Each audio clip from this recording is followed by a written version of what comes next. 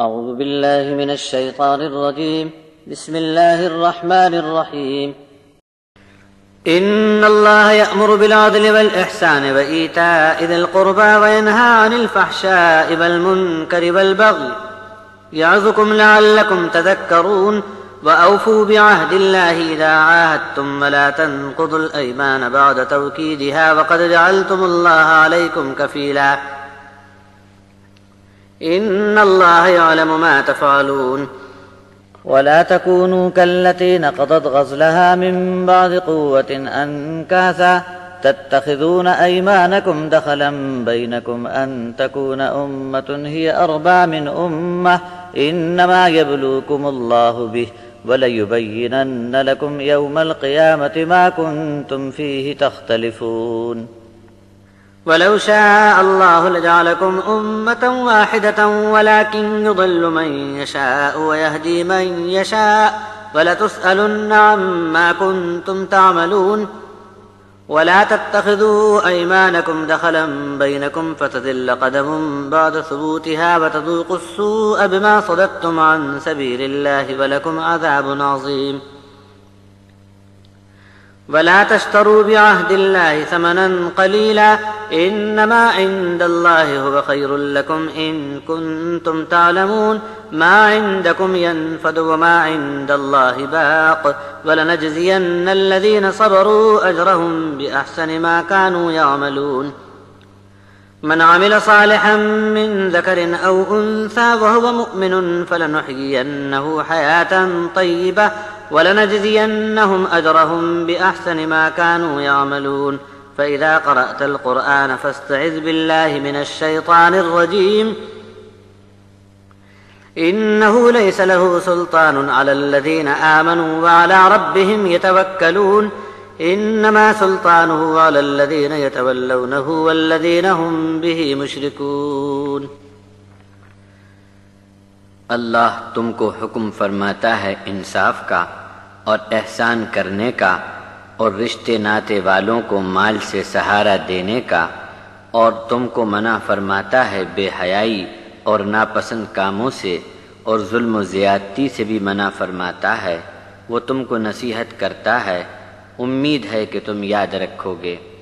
اللہ سے کیے ہوئے اپنے قول و قرار کو پورا کرو اور اپنی قسموں میں ہیرا پھیری نہ کرنا۔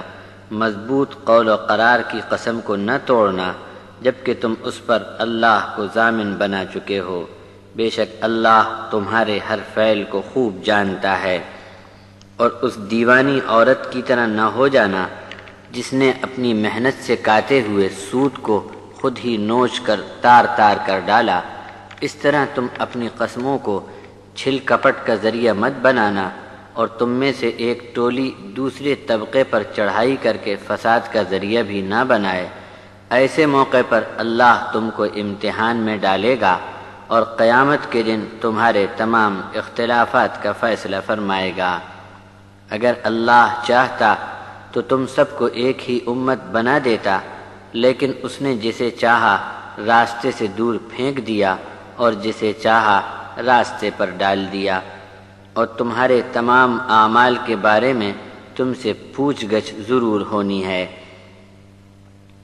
اپنی قسموں کا سہارا لے کر کسی کے معاملات میں مداخلت نہ کرو، ایسا کرو گے تو تمہارے جمے ہوئے قدم پھسل جائیں گے اور اللہ کی راہ سے رکاوٹ کا سبب بنو گے، تو اس کی بری سزا تم کو بھگتنی پڑے گی۔ اللہ کے نام کا قول و قرار ہو، اسے توڑنے بیچنے پر جو قیمت بھی وصول کرو گے وہ حقیر ہوگی۔ اللہ کے پاس سے جو ملے وہی بہتر ہے اور اسی میں خیر ہے۔ اگر تم جانو تو یہ بات بہت دھیان میں رکھنے کی ہے۔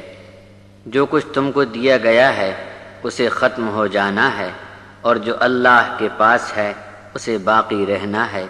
جو لوگ صبر اور دھیرج سے کام لیں گے ان کے تمام اعمال کا نیک بدلہ ہم بھرپور عطا کریں گے۔ چاہے کوئی مرد ہو یا عورت نیک عمل کر کے آوے اور صاحب ایمان ہو تو ہم ایسوں کو پاکیزہ زندگی عطا فرمائیں گے اور ان کے کاموں کا اجر بھی بہت اچھا دیں گے۔ آپ جب جب قرآن پڑھنے لگو تب شیطان مردود کے وسوسوں سے بچنے کے لیے اللہ کی پناہ اور سہارا حاصل کرو۔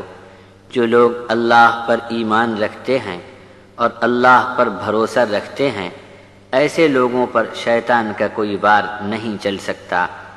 شیطان کا قابو تو صرف ایسے لوگوں پر چلتا ہے جو اس سے دوستی رکھتے ہیں اور شیطان کے ساتھی بن کر اللہ کے ساتھ دوسروں کو شریک کرتے ہیں۔